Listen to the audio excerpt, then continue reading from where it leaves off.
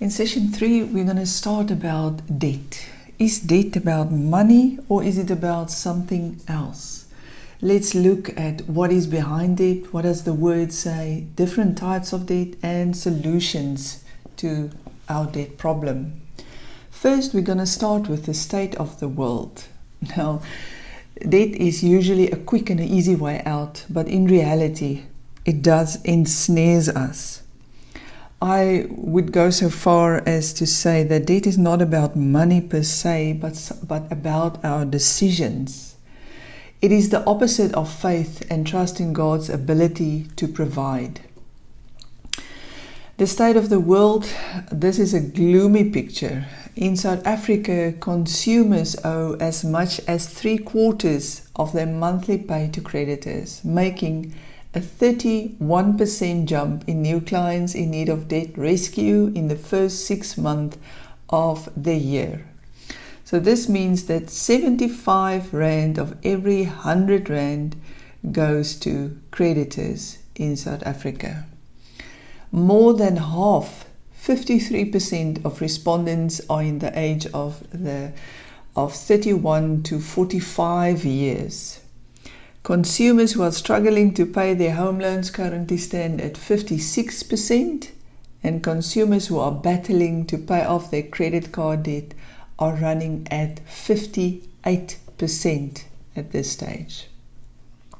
As much as 38% of consumers who have bank accounts do not know the interest rate they are getting on their savings account, and 22% of consumers have no idea of what they are paying in banking fees. Now, only 23% of South Africans have money left at the end of the month.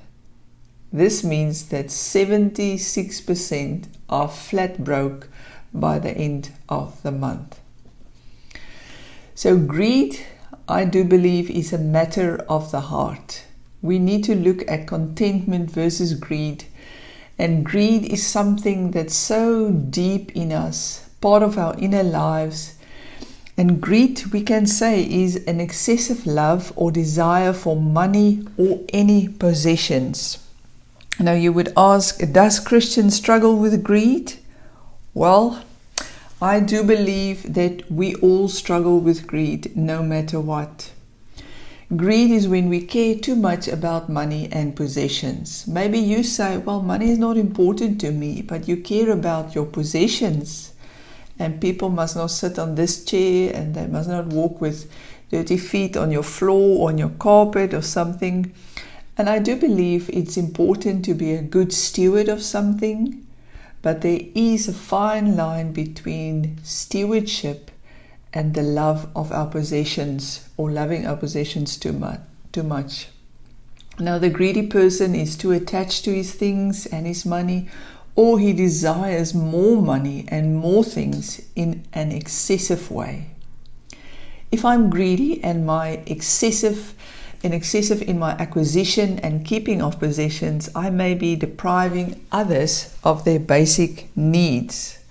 Now, this is something that I hadn't think of before, but if I want to just keep my stuff for myself, I may be depriving other people of being blessed by something, and in that instance, I deprive myself of a blessing as well, because we said in one of the previous sessions that it's better to give than to receive.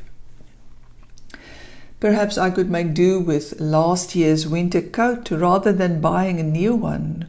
Or if I do buy a new coat, I can donate last year's coat to a shelter or an agency or to a person I know who is in need.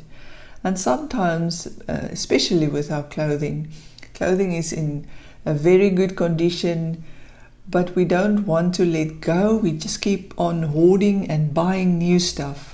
So let's look deep into our hearts and see if there's anything in there that can latch onto this greed thing, hoarding possessions, wanting to keep stuff for ourselves, not letting go. One of the first things to do is to consider what you're spending on your money on. Are they things that you really need, or are they just things that you want? So needs are things we need to allow us to survive, such as food, water, shelter, healthcare, transport, and so forth. On the other hand, wants are the things that you might desire but aren't essential for survival. It's like buying that early morning muffin, for example, or coffee. That is actually a want and not a need. You could easily make a batch of muffins every week and freeze them and take one to work with you every day. So the question here is, do you really want to be debt-free? Are you prepared to go the extra mile? Are you prepared to do something extra to be debt-free? Because this is a decision we need to make. You need to decide in your heart, do I want to be debt-free, and am I willing to sacrifice and work towards it? Self-assessment can be helpful in this instance. We might track our spending over a month or two and then categorize our expenditures. This could shed some light on our priorities and on ways we could cut unnecessary spending. Secondly, we could also take a holiday from consumerism.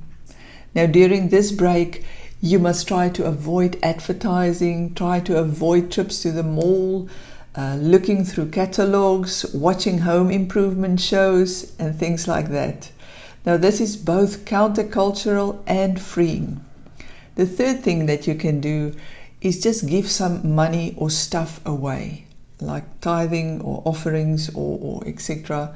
Make some commitments to give a certain amount of money away on a regular basis to a charitable organization, maybe local religious groups, relief agency, your church. It may be difficult to do at first, but over time doing so will not only be good for you, it will help you meet real needs that others have as well.